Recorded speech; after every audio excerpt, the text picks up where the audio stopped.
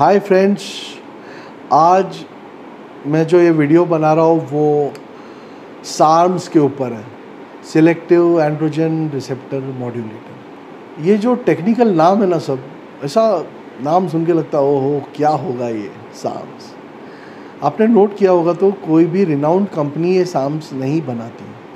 सार्म्स anabolics नहीं है, मगर एनाबॉलिक्स से रिलेटेड है। एनाबॉलिक बॉडी को एनाबॉलिक स्टेट में लाने के लिए काम आते हैं। तो जो कंपनी स्टेरॉइड्स बनाती है वो सार्म क्यों नहीं बनाती? मैं बताता हूँ क्यों नहीं बनाती। क्योंकि मेरे हिसाब से सार्म्स एक गिमिक है। सबसे पहली बात, सार्म्स होंगे, प्रॉब्लम ये है कि उसके ऊपर इतनी रिसर्च नहीं हुई है। सिलेक्टिव एंड्रोजन रिसेप्टर मॉड्यूलेटर के ऊपर रिसर्च तो होने दो। आज जो ये आप स्टेरॉइड के बारे में सुनते हो या लेते हो, ये स्टेरॉइड की उत्पत्ति 1950 से चली आ रही है। इसके ऊपर कितने सालों तक रिसर्च हुई है, कितने सारे एविडेंसेस हैं कि इससे ये होता है वो होता है। सार्म्स आए हैं कुछ 6-7 साल पहले। अब कार्डारिन, ऑस्टारिन और अजीब अजीब नाम है। मेरे को सार्म्स के बारे में सच बोल रहा हूँ, मुझे नहीं पता, मुझे एक्चुअली जानना भी नहीं है। तो उसका रीज़न है कि सबसे पहले तो भाई हमारे यहाँ ऐसी कोई यंत्रणा नहीं है कि जहाँ पे हम चेक कर सके कि ये सार्म्स एक्चुअली सार्म्स है क्या, ये ऑस्टारिन है क्या, ये कार्डारिन है क्या, आइपामोरेलिन ऐसा कुछ अजीब नाम है, यानी जो ल्यूटिनाइजिंग हार्मोन को सिक्रीट करवाने में मदद करेगा, उसका शायद वही काम होता होगा। नाम से हम पता कर सकते हैं। मेरे को सार्म्स के बारे में नहीं पता, मैं वापस आपको बता रहा हूँ। बट बिलीव मी फ्रेंड्स, सार्म्स के बारे में पता करना भी नहीं चाहिए, बिकॉज उसके ऊपर रिसर्च नहीं हुई। जब कोई रिस्पॉन्सिबल कंपनी उसको बनाएगी तब हम बोल सकते हैं कि सार्म्स एग्जिस्ट करते हैं।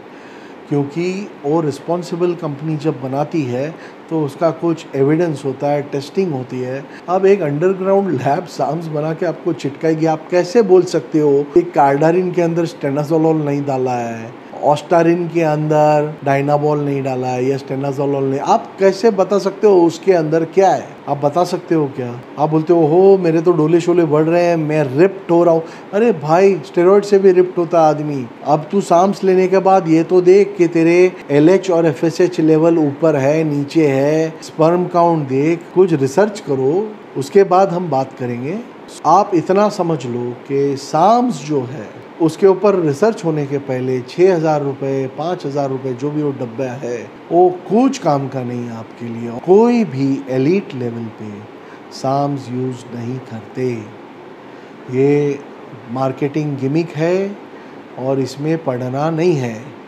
अब मैं आता हूँ दूसरे टॉपिक पे। दूसरा टॉपिक है पेप्टाइड्स। देखिए भाई साहब, पेप्टाइड में ग्रोथ हार्मोन एक पेप्टाइड है जो रिनाउंड फार्मास्यूटिकल कंपनीज बनाती हैं। लेकिन जब हम बात करेंगे IGF, DES, MGF, mechano growth factor, MGF peg यानी पेगलाइज्ड, ये सब नाम सुनने में अच्छे। फिर और क्या है, CJC, ऐसे नाम है, ऐसा लगता है टोनी स्टार्क अंदर से बाहर आ गया, एकदम एवेंजर्स बन गया, ऐसा फीलिंग आता है। क्या नाम है, BP157, TB500। देखिए TB 500 कुछ हद तक सही है।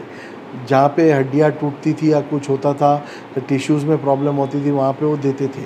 तो मेरे को लगता है घोड़ों को दिया जाता था TB 500। मगर ऑथेंटिक और ओरिजिनल कहाँ मिलेगा भाई साहब? अब कुछ लोग बोलते हैं अमेरिका से आया। भाई अमेरिका से अगर आया तो वहाँ पे लिखा होगा not for human consumption, for veterinary purposes only. पर ऐसा तो नहीं है।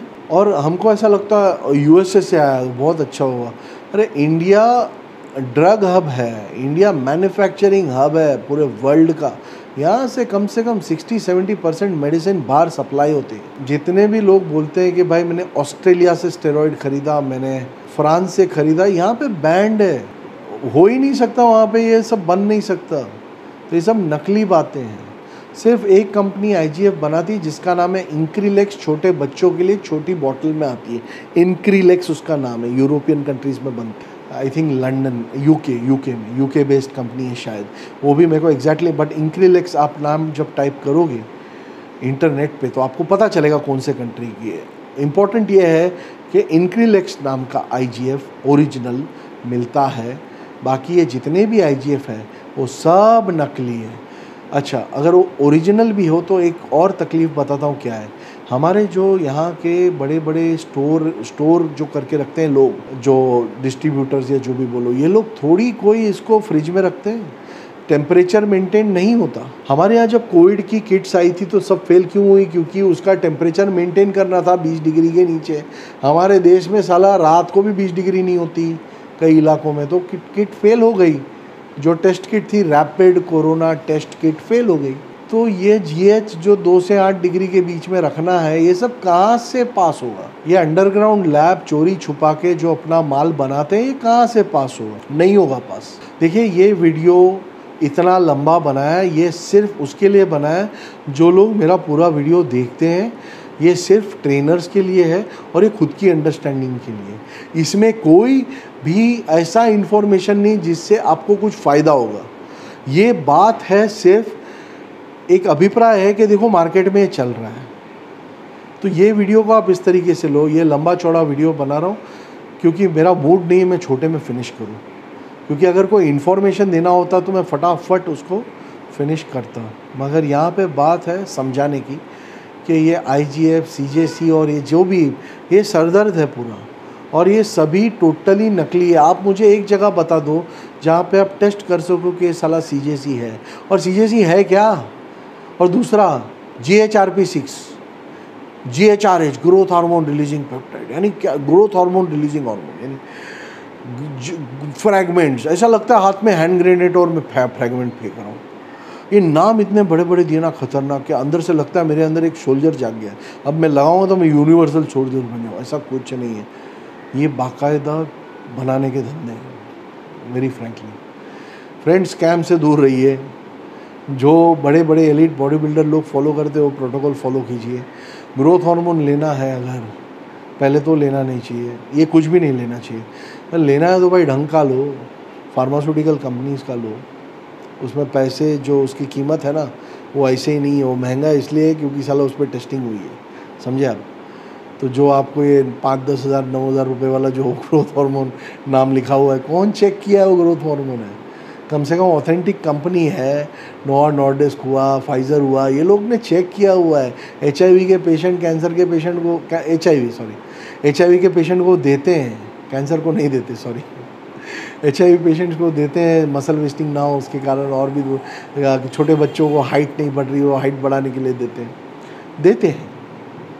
तो फ्रेंड्स, ये लंबा चौड़ा वीडियो था और आई होप आपको मेरा वीडियो फिर भी पसंद आया होगा। Have a nice day, take care.